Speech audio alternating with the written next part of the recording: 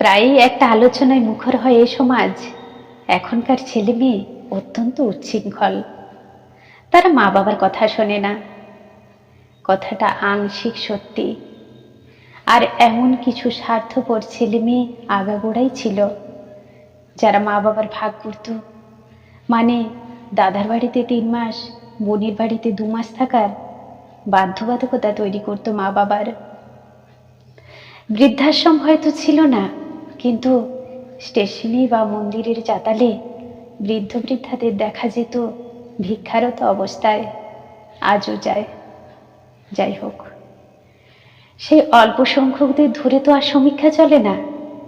আজও অনেক ফ্যামিলিতে মাদার ইন্ডিয়ার কথাই শেষ কথা, অথবা বাবার পারমিশন ছাড়া একটা পাতাও পড়ে না। যাই হোক, যে প্রসঙ্গে এতগুলো কথার অবতারণা করলাম সেটা হলো, কদিন আগে শাড়ির দোকানে গেছি। আমার পাশের চেয়ারে বসে 1 বছর 50-এর ভদ্রমহিলা ভিডিও কল করছিলেন ছেলেকে। ছেলে জামশেদপুরে থাকে। ভদ্রমহিলার চেহারাটা দুর্ভাগ্যবশত সেতী রোগের শিকার। প্রায় 90% সাদা হয়ে গেছে। ছেলে মায়ের শাড়ি পছন্দ করে দিচ্ছে। দোকানদারের পেটিএম নম্বর নিয়ে মায়ের শাড়ির বিল পেমেন্ট করে দেবে সে। মা একটার বেশি কিনবেন না, আর ছেলে অন্তত 3টে নিতেই হবে বলে জোরাজুরি করছে। মা বলছেন, সাদার উপরে নেব না বুঝলি। ছেলে হেসে বলল, আমার মা এমনিতেই সাহেব, ডার্ক রং নাও, তোমায় ভালো লাগবে। রোগের দুঃখটুকু দুজনে হেসে উড়িয়ে দিল স্বাভাবিক গলায়। সব কিছু তো মানুষের হাতে থাকে না। যেটুকু আছে সেটুকুকে চেটে পুটে এনজয় করতে জানে এই মা ছেলে। বেশ খানিকক্ষণ পর ছেলের কাছে মা পরাজিত। ছেলের আবদারে গোটা 3 শাড়ি কিনে নিলেন। আয়নায় দাঁড়িয়ে গায়ে ফেলে দেখেও নিলেন। হেসে বললেন, ছেলের আবদার ভালো লাগছে? আমার বিষয়টা খুব ভালো লাগছিল, তাই হেসে বললাম, সত্যি দারুণ পছন্দ করেছে আপনার ছেলে, ভীষণ সুন্দর লাগছে। ভদ্রমহিলা বললেন, ও বড় খুঁতখুঁতে, এরপর ব্লাউজের দোকানে গিয়েও ভিডিও করতে হবে। ওই জন্যই তো ওর ছুটির দিনে আমাকে শপিংয়ে পাঠিয়েছে।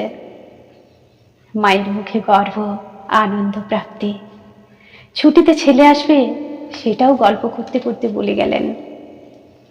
ইয়ং জেনারেশন যত্ন করে না বললে হবে, বরং তারা চায় তাদের মা বাবা শুধু সংসারে জোয়াল না টেনে নিজেদের শখ আহ্লাদগুলো পূরণ করুক।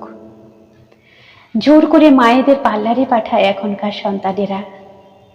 জোর করে বাবার জন্মদিনে বাবার স্কুল ফ্রেন্ডদের নিমন্ত্রণ করে। শুধু লোক দেখানো নয়, অন্তরের টান থেকেই করে। ওরা একটু স্পষ্ট ভাষায় পরিষ্কার কথা বলতে পছন্দ করে। যা অপছন্দের তাকে জোর করে গিলতে চায় না।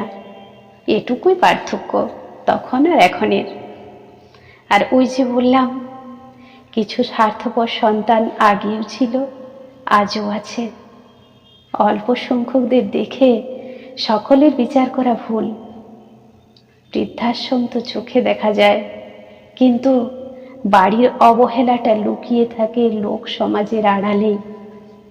তাই ইয়ং জেনারেশন মা বাবার যত্ন নেয় না, এ ধারণা সঠিক নয়। ওরাও আঁকড়ে ধরে রাখতে চায়, ওরাও আদরে আবদারে বাঁচতে চায়। শুধু সম্পর্কের সুতোটা দুতরফ থেকেই মজবুত হওয়া দরকার। উষ্ণতা, আবেগ, ভালোবাসা, বিশ্বাস, যেগুলো দিয়ে একটা সম্পর্কের ভিত গড়ে ওঠে, সেগুলো সুদৃঢ় হলেই একাল সেকাল বড় কথা নয়। ধন্যবাদ।